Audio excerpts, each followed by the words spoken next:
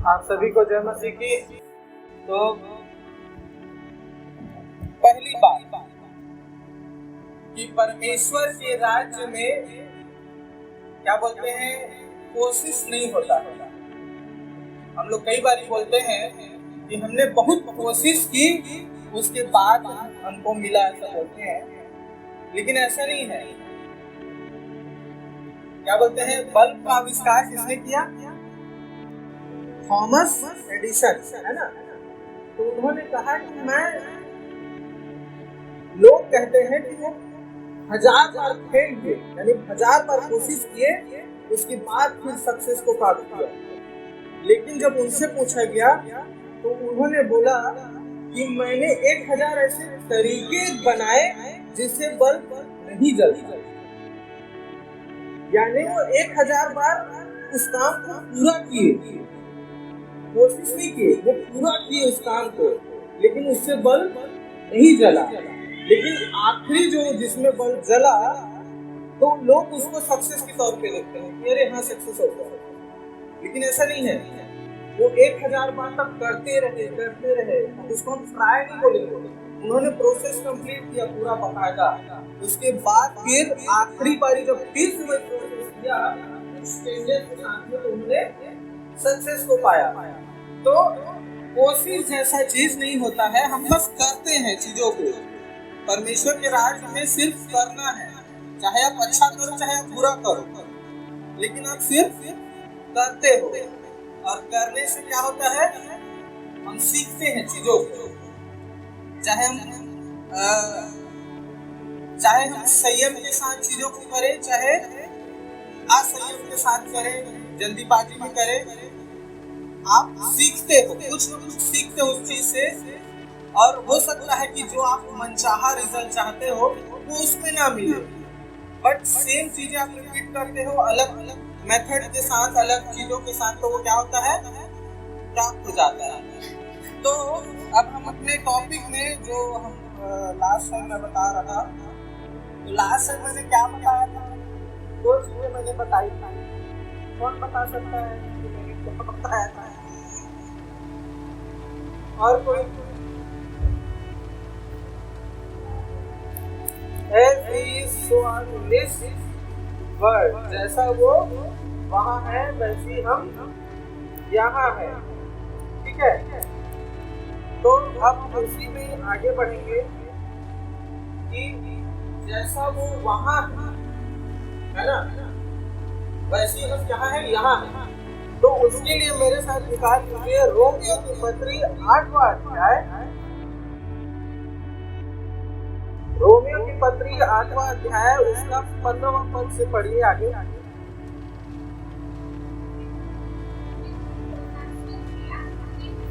हाँ हाँ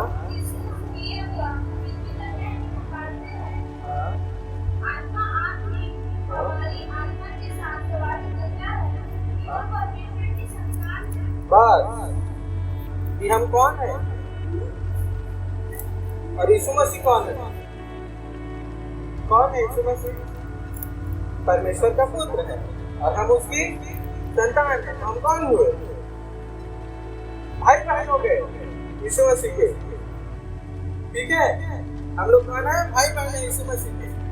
इसीलिए हम क्या करते हैं, परमपिता परमेश्वर को हे पिता हे अब्बा कहके पुकारते हैं। अब ये मैं नहीं बोल रहा हूँ, वचन बोल रहा हूँ, वचन के आधार पर मैं बोल रहा हूँ कि हम कौन है, परमपिता परमेश्वर की संतान है। और हम क्या करते हैं, हमको विश्वास ही नहीं होता हम संतान हैं। हम लोग विश्वास नहीं कर पाते हैं कि हम संतान हैं। हम लोग कई बार ऐसे बिहेव करते हैं जैसे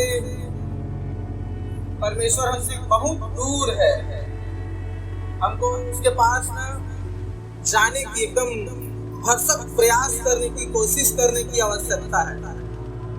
ठीक है, तो इस चीज को कि हम उसके संतान, इस चीज को समझने के लिए हम निकाल लेंगे लूका रचित सुसमाचार, उसका 15वां अध्याय। ठीक है, पढ़िए लूका रचित सुसमाचार, उसका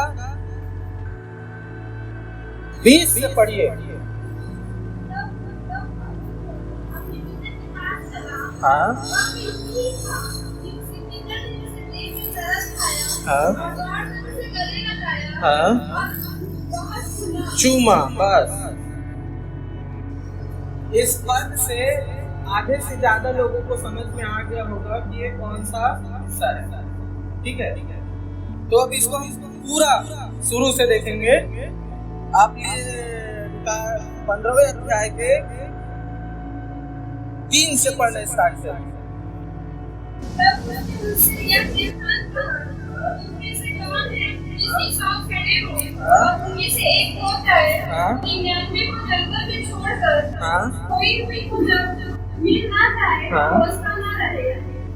और जब मिल जाती है तब वह बड़े आनंद से उसे कंधे पर उठा लेता है और घर में आकर भी पड़ोसियों को इकट्ठा करके कहता है, मेरे साथ आनंद करो क्योंकि मेरी खोई हुई भेड़ें मिल गई हैं। मैं तुमसे कहता हूँ कि इसी रीति से एक मन से आने वाले भाग्य के विषय में भी स्वर्ग में इतना ही आनंद होगा। बस एक भेड़ जो खो गई उसके लिए क्या करता है खोजने वाला, उसका जो चरवाहा है वो क्या करता है, वो स्वर्ग छोड़ देता है, अपने आप को ऐसा शून्य करता है और क्या करता है, मनुष्य का रूप धारण करता है। किसके लिए? एक भेड़ के। वो स्वर्ग छोड़ देता है, शून्य हो जाता है, मनुष्य का स्वरूप धारण करता है और क्या करता है, हमारे बीच में डेरा करता है। कहाँ पे? जहाँ हम खो गए। वो खोजता है, बोलता है कि मेरी भेड़ें मेरा शब्द पहचानती है। वो बोलता है, मिलन 8 साल हो गया, चला।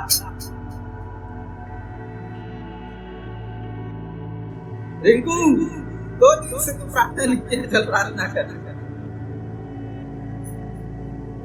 ठीक है, तो जब ये बोलता है आत्मा तो हमको ऐसा लगता है कि ना प्रभु हमको मजबूर कर रहा है। समटाइम्स फील, कई बार ये महसूस होता है कि परमेश्वर हमारे साथ जबरदस्ती कर रहा है क्या, लेकिन ऐसा नहीं है। वो तो हमको अपने कंधे में उठा लेता है, रख लेता है।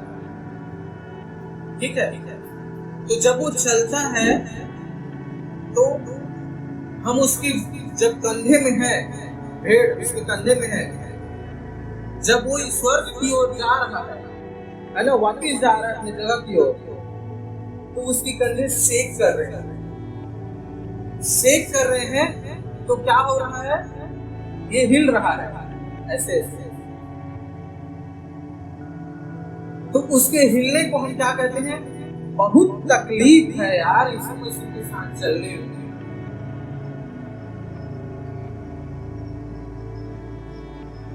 है ना,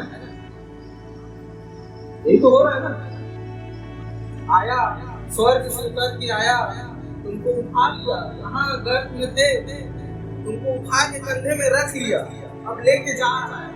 उस चीज का दिक्कत नहीं है जिसमें हम फंसे हुए थे, उससे कोई प्रॉब्लम नहीं है, लेकिन वो कंधे में रख के वो लेके जा रहा है, तो हम थोड़ा बहुत उसके शोल्डर पे हिलने से ऐसे से हिल जा रहे हैं। तो क्या हो रहा है, यीशु मसीह के साथ चलने में भयंकर तकलीफ है यार, अति तकलीफ। लेकिन अगर आप उसी चीज को अलग नजरिए से देखो कि मैं सर्वशक्तिमान के कंधे में बैठा हूं, वो मेरे लिए आया, वो मेरे लिए मारा गया, वो मेरे लिए उसने सारी तकलीफ, जिस कीचड़ में उसको आना नहीं चाहिए था, उस कीचड़ में वो आया, मेरे को निकाला। मैं तो ना मतलब इस तरीके से देखेंगे ना तो मेरे को बहुत खुशी होती है। मैं आपको कुछ नया चीज नहीं सिखा रहा हूँ, बस एक दृष्टिकोण दे रहा हूँ ये देखने का कि जब आप स्ट्रगल में हो, और वही चीज ना पौलुस भी कहता है कि अभी का जो छोटा सा प्लेस है वो उस अनंत महिमा से क्या है, एकदम उसके सामने कुछ भी नहीं है, ऐसा बोलता है। तो जब आप इस शरीर में रह के जब उन क्लेशों को भोगते हो या उन बातों से गुजरते हो, वो क्या होना चाहिए, उस समय में क्या होना चाहिए,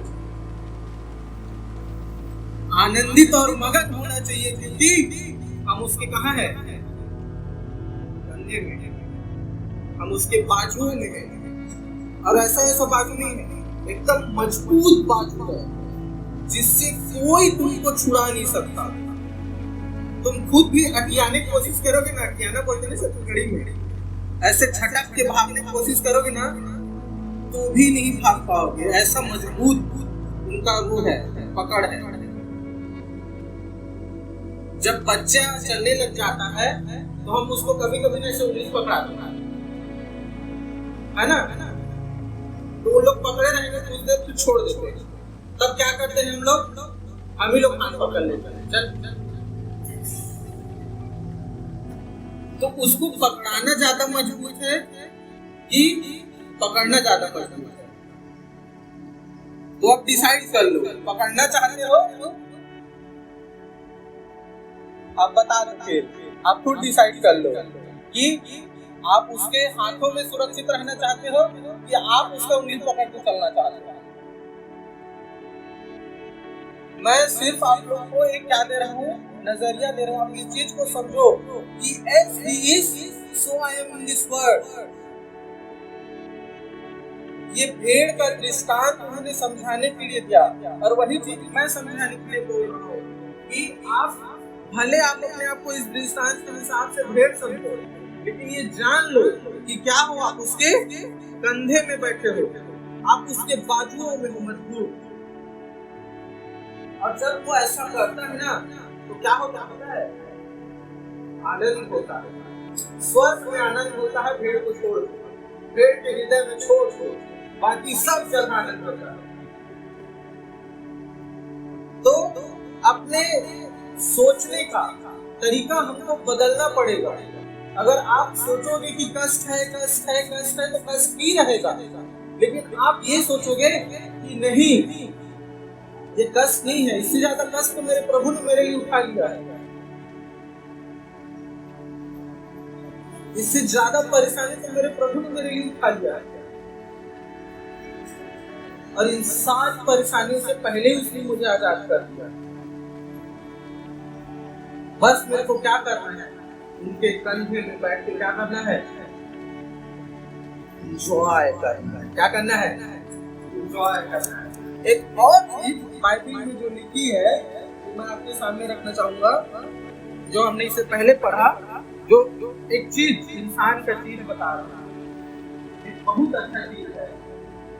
और क्या बोलते हैं इसको, आप कैसे भी कोरिलेट कर सकते हो, बट जिस तरीके से मैं बता रहा हूँ आप वो सुन लीजिए, फिर आप अपने हिसाब से परमेश्वर से मांगिए, वो आपको और उस चीज में रेवलेशन देगा, समझाएगा।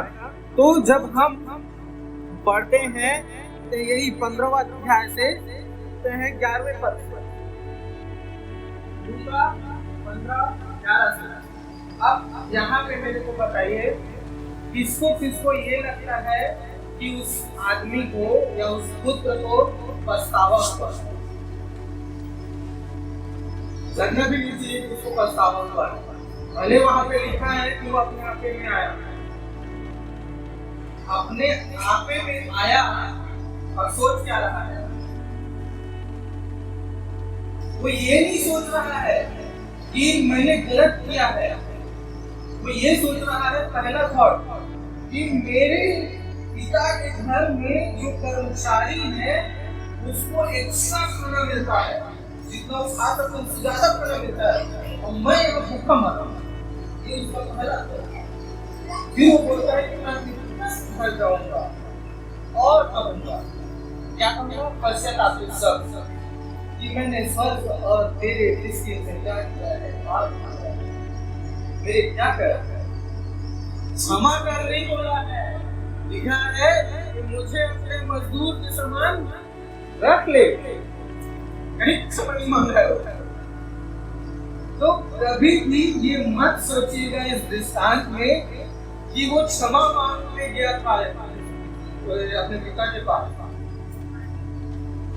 उसको बहुत जोर से भूख लगी थी, उसको उसका भी टेंशन नहीं था कि वो कैसे जगह में पड़ा हुआ है, उसको इस बात का भी चिंता नहीं था कि उसके शरीर से सुअर की बदबू आ रही है, उसको इस बात की चिंता नहीं थी कि उसको क्या है, उसको क्या बोलते हैं, उसका कपड़ा फटा हुआ, किसी चीज की चिंता नहीं थी, उसको बस पेट की चिंता थी कि मेरे को भूख लगा और मेरे पिता के घर में उनके कर्मचारियों को क्या मिलता है, एक्स्ट्रा खाना मिलता है। तो वो माफी मांगने नहीं गया है, ये सब उसके सिर्फ एक कवर है कि मैं बोलूंगा कि मैंने तेरे दृष्टि में और सर के दृष्टि में पाप किया है, मेरे को मजदूर जैसा रहता है।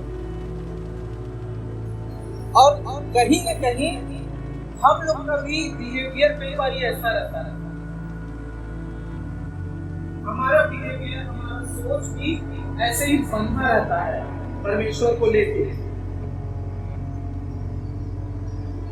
कि हमने गलत किया है, हम परमेश्वर के सामने नहीं जा सकते, हमने से ये पाप हो गया, हम परमेश्वर के सामने नहीं जा सकते। और अगर जाएंगे भी ना तो एकदम थोड़ा सा किस्सा कहानी अलग रहता है, वो हम सब अपने आप में जानते हैं, ठीक है, मेरे को एक्सप्लेन करने की जरूरत नहीं है। लेकिन सबसे खूबसूरत चीज जो घटी तो उसके पास परवाह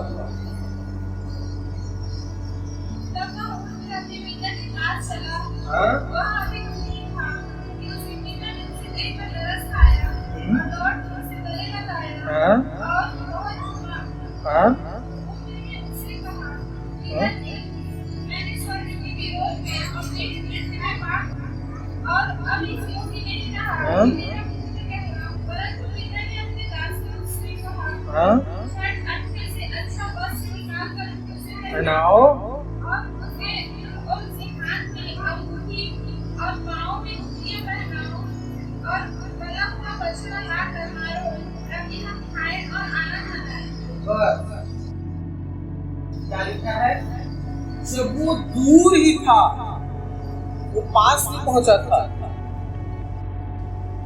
तब क्या किया उसने, वो दौड़ के स्वर्ग से उतरा।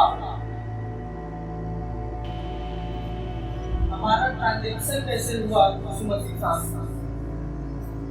हमारा बदलाव कैसे हुआ ये मैं बता रहा था। वो दौड़ के स्वर्ग से उतरा, चूमा, अपने कपड़े देख लिए, मेरा कपड़ा पहन लिया, हमारा स्थान उसने क्या कर लिया, ले लिया। और जब ऐसा किया तो स्वर्ग में भयंकर आनंद मनाया गया, अति ज्यादा, ऐसा आनंद जो कभी नहीं मनाया जाए। उस प्लेस पे जहाँ पे सर्वशक्तिमान परमेश्वर हमारे लिए क्या कर रहा है, जानते हैं। यहाँ पे वो चीज परमेश्वर दिखाती है उस प्रेम को कि वो इससे पहले भी कन्फेस करता है कि मैं पापी हूँ, मैं पुत्र कहलाने की योग्य नहीं हूँ। वो पहले आ गया, वो पहले चुन रहा है, वो पहले ही हर चीज को कर रहा है। हम लोग मांगे थे क्या यीशु मसीह को, हमारे तो दिमाग में भी नहीं आ रहा होगा कि हमको बाहर की जरूरत है।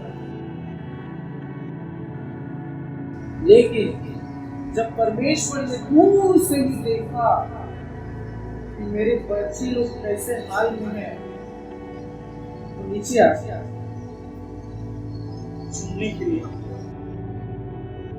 यहाँ तो वो बोल रहा है कि अपने दासों को बोल रहा है कि इसको वस्त्र पहनाओ, अच्छे वस्त्र पहनाओ, अपना ऊँटी निकाल के पहना दिया। ये इंसानी चीजें हैं जो ट्रांजैक्शन होती है ऐसे। लेकिन स्वर्ग से पिता ने ऐसा ट्रांजेक्शन किया कि अपने ही बेटे को भेज के सारी चीजें बदल दी। मेरा कपड़ा उसको पहना दिया, उसका कपड़ा मेरे को पहना दिया। हर एक चीज बदल के रख दी। और यहाँ पे जब आप आगे पढ़ोगे वो जो स्टेटमेंट को एकदम प्लान करके याद करके आया था ना कि मैंने स्वर्ग की दृष्टि में तेरे दृष्टि में पाप किया है, मुझे मछली के समान रखे, पूरा नहीं होने पाया। पढ़ो, उसने दूर से नहीं देखा, तरस खाया, उसके बाद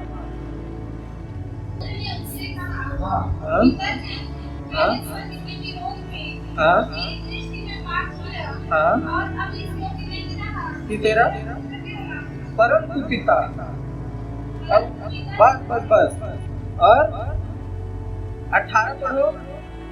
ये उस वही सेम चीज है जो उसने पहले सोची थी। 18 हाँ हाँ हाँ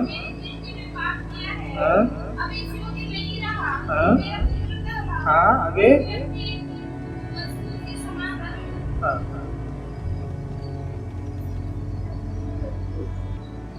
उसको ये नहीं कहने दिया मुझे मजदूर के समान रखो। उससे पहले ही क्या किया, उसने हर एक चीजों को, हर एक बातों को बदल के रख दिया। हर एक चीज उस बेटे को भी यकीन नहीं हुआ होगा कि ये क्या हो रहा है मेरे साथ। मैं तो मजदूर बनने आया था, मेरे को वापिस अपने बेटे जैसा क्या कर लिया, एक्सेप्ट कर लिया। तो यहाँ पे जो टॉपिक है ना, उराऊ पुत्र की जगह उराऊ पिता होना चाहिए। क्योंकि पहले संपत्ति जो थी वो पिता की ही थी, उड़ाया उसने, भले उसने उड़ाया लेकिन दी तो पिता ने ना। उसके बाद जब वो वापिस आ गया तब भी वो दे रहा है, फिर से मालिकाना हक दे रहा है। तो सोचिए कि यहाँ पे आप पढ़ते हो कि फिर से वो मालिकाना ले, फिर से पुत्र का क्या बात करिए, अधिकार बात करिए, फिर से पुत्र बन गया। और ऐसी हम लोग क्या थे, हम लोग भी उस कीच में थे, उस पाप के दलदल में थे, उस प्रॉब्लम में थे। लेकिन यीशु मसीह के द्वारा हमारे हर एक चीज को, हर एक बातों को यीशु मसीह के द्वारा परमेश्वर ने बदल दिया।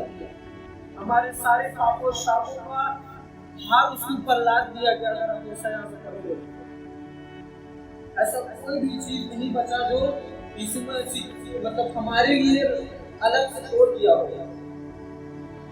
ऐसा कोई भी चीज नहीं है, ऐसा कोई दंड बाकी नहीं है जो परमेश्वर ने हमारे लिए अलग ऐसे रखा होगा।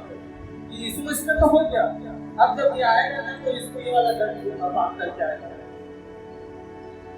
ऐसा कोई दंड बाकी नहीं रख छोड़ा जो हमारे लिए अलग से परमेश्वर ने रखा है।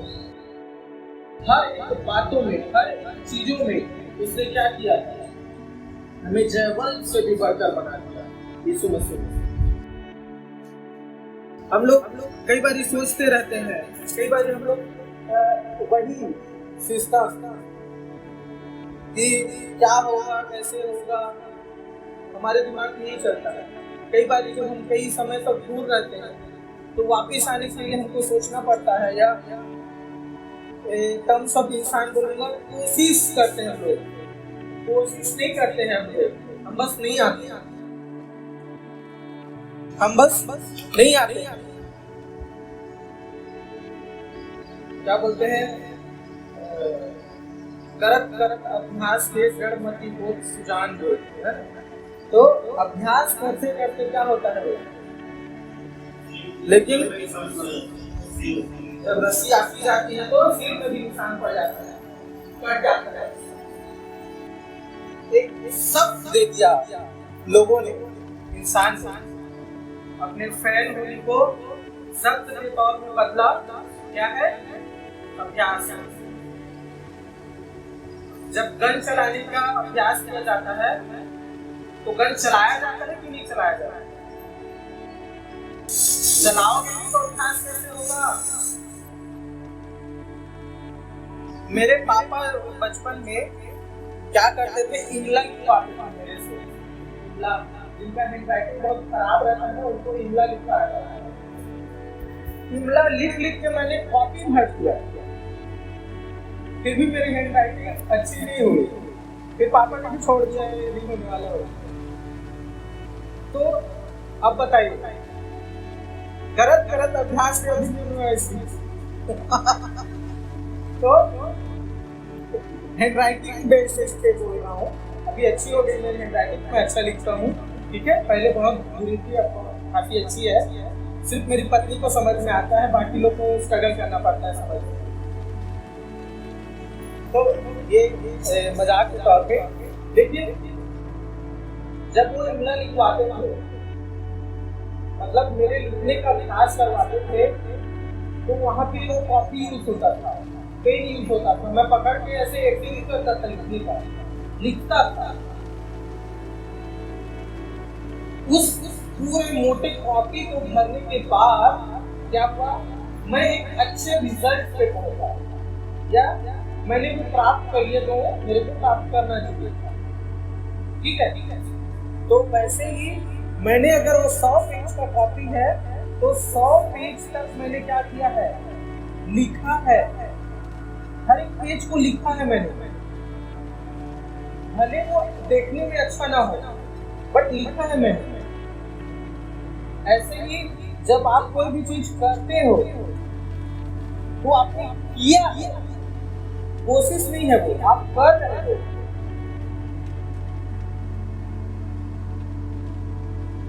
ठीक है, अगर मैं कहीं कुछ करना चाहता हूँ और मैं सिर्फ उसको मन में विचार करूँ कि मेरे को ये करना है और नहीं करूँ, कोई एक्टिविटी कुछ भी नहीं होती, तो उसको बोलेंगे कि कुछ नहीं किया। चाहे मैं लाख समझा लूँ, मैं सोचा भाई उसको करने को, मैं सोचा, लेकिन सामने वाला बोलेगा आया क्या, किया क्या, मेरे पास कोई समझ नहीं। लेकिन मेरे को पूछेगा हैंडराइटिंग सुधारने के लिए क्या किया, मैं दिखा सकता हूँ देखिए क्या, क्योंकि मैंने किया है, मैंने सोचा नहीं होती, मैंने किया है। तो ऐसे ही जब हम कोई चीज करते हैं तो करते हैं, जब नहीं करते हैं तो नहीं करते। इसमें कोई प्रयत्न या क्या बोलते हैं, कोशिश जैसी चीजें नहीं है। तो आप इस चीज को समझिए, इस चीज को कि यीशु मसीह में आप परमेश्वर की क्या है, धार्मिकता है। जब वो सूली पे चढ़ाया गया तो परमेश्वर ने वो स्थान जो यीशु मसीह को आपको दिया, ये बालकपन के तौर पे वो संतान होने का अधिकार दिया, इस चीज को विश्वास करिए। जब परमेश्वर ने बोला कि जैसा वहां है वैसे हम यहाँ है, तो इस चीज पे हमको विश्वास करना पड़ेगा कि जैसा वहां है वैसे हम यहाँ है। कोशिश नहीं करना है, आप कोशिश नहीं कर सकते किसी को, या तो विश्वास करोगे कि आप हो, या तो नहीं करोगे कि आप नहीं हो। आप इस चीज में स्ट्रगल, कई लोग बोलते हैं कि मैं विश्वास करने में बहुत स्ट्रगल कर रहा हूँ, मेरे को विश्वास नहीं हो रहा है। जब मैं किसी को बताता हूँ कि हर एक चीजें परमेश्वर ने हमको मिल चुकी है, यूं ही मिल चुकी है, और यीशु मसीह भी बोलता है तुमने सिर्फ पाया, सिर्फ तो यूं ही मिल चुकी है, लेकिन उनको ना यकीन नहीं होता है। हम क्या करते पता है, बाय डिफॉल्ट हम बहुत लोगों को विचार की सीखते हैं कि परमेश्वर ने तुम्हारे लिए इतना कुछ किया है, तुमने परमेश्वर के लिए क्या किया। अब ये डिफॉल्ट भी बोलूंगा कि हमने भी बचपन से यही सुना है। अब बताइए, जब मैं ये बोल रहा हूँ कि परमेश्वर ने तो इतना कुछ कर दिया, तुमने परमेश्वर के लिए क्या किया, अब क्या करने को मन हो रहा है बताओ? है कुछ मन करने का परमेश्वर के लिए? कुछ बाकी है क्या? मेरे लिए बताओ। परमेश्वर का आपके लिए करने के लिए कुछ बाकी है, तो फिर क्यों स्ट्रेस लेते हो इतना कि मैं करूंगा? ये कहां से आ रहा है? अच्छी कुश्ती लड़ते हुए शायद ऐसा बोला है, ऐसे बोलने देते। अच्छी कुश्ती क्या है? अच्छी कुश्ती यही है कि जब आप ये विश्वास करके बैठे हो मैं प्रभु यीशु मसीह में परमेश्वर की धार्मिकता हूँ, जैसा वो वहाँ है मैं यहाँ हूँ। जब आप ये विश्वास कर रहे हो और उसमें चोट लगती है, किसकी चोट लगती है? शैतान का तीर ऐसे आता है, तो आपको क्या करना चाहिए? और कुछ कर सकते हो विश्वास बढ़ाने के लिए? कुछ नहीं कर सकते सिवाय उसके वचनों को दोहराने के या इस बात को फिर से प्रोक्लेम। विश्वास कैसे काम करता है? कैसे काम करता है? और दिन भर आप ये सुनोगे कि तुमको कुछ करना है, यीशु मसीह ने जो करना पकड़ दिया, तुमको कुछ करना है, तो विश्वास बिगड़ता है जब नहीं कर पाओगे तब। तो अपने सोचने का, अपने समझने का नजरिया, तरीका को बदलने की आवश्यकता है अभी के डेट में। अगर हम नहीं बदल पा रहे हैं तो हम बार बार उसी स्ट्रगल में, हमारे साथ बार बार एक ही चीज कई बार रिपीट में होता है ना? कोई आप लोग केयर करिएगा, कोई भी एक चीज ना बार बार रिपीट होते रहता है। तो या तो कई बार ऐसा होता है बहुत हो गया यार, निकाल लेते हैं, सॉल्व होता है, और कई बार क्या होता है हम भाग जाते हैं इस जगह से। ये तो एक चीज होता है। तो जब यहाँ पे विश्वास की हो रही है बात, जब यहाँ पे बात हो रही है मसीह में बने होने की, तो कैसे बने रह सकते? नहीं रह सकते। आप अपने कर्मों के द्वारा नहीं ठहराए गए, विश्वास के द्वारा ठहराए गए। तो आपका विश्वास और किसकी वजह से मजबूत होगा? सुनने की वजह से। आप अगर अच्छी चीजें नहीं सुन पा रहे हैं, अगर आपको नहीं समझ में आ रहा है कोई चीज, तो आप खुद बोलो उस चीज को। वचन लिख लो सब तरफ, आपके जो पसंदीदा वचन है लिख लो, उसको जोर से बोलो। लिख लो परमेश्वर मेरा घर है, वह मेरा स्थिर करने का स्थान है। लिख लो, और जब भी एक टाइम पढ़ो उसको जोर से पढ़ो ताकि आपको सुनाई दे।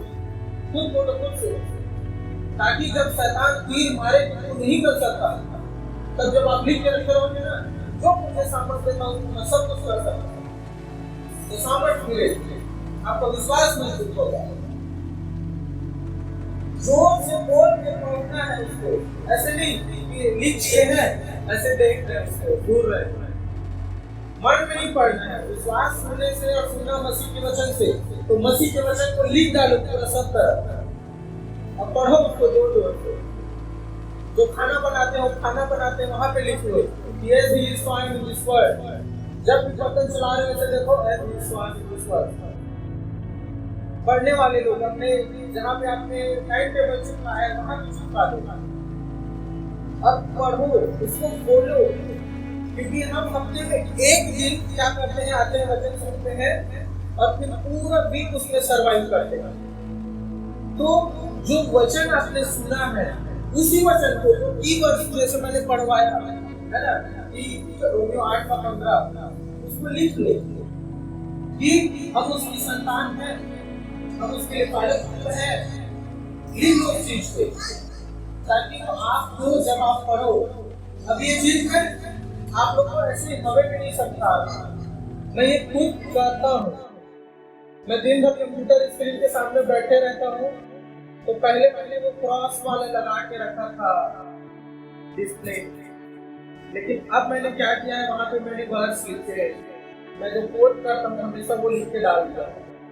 तो जब भी मैं कंप्यूटर ऑन करता हूँ या कुछ दूसरा रिफ्रेश करने के लिए बाहर आता हूँ तो मैं उसको पढ़ता हूँ। ऐसे नहीं देख के सिर्फ छोड़ नहीं देता, मैं उसको बोलता हूँ, क्योंकि विश्वास होने से और सुनना मसीह के वचन से है। जब आप बोलोगे सुनोगे तो आपके हृदय में एक्टिव होगा, वो आपके दिल में काम करेगा, ठीक है।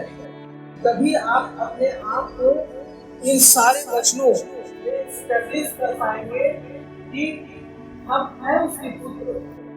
वचन में यो ही पौलुस ने नहीं बोल दिया है, यो यूहन्ना ने नहीं लिख दिया है, यो ही उसके प्रेमों उनके कार्यों का वर्णन नहीं लिखा है कि यीशु मसीह का आना, उसका मारा जाना, गाड़ा जाना, ये सब चीज बोलने के सब नहीं, ये सब हुए हैं। ये सब चीज हुए हैं किस लिए हुए?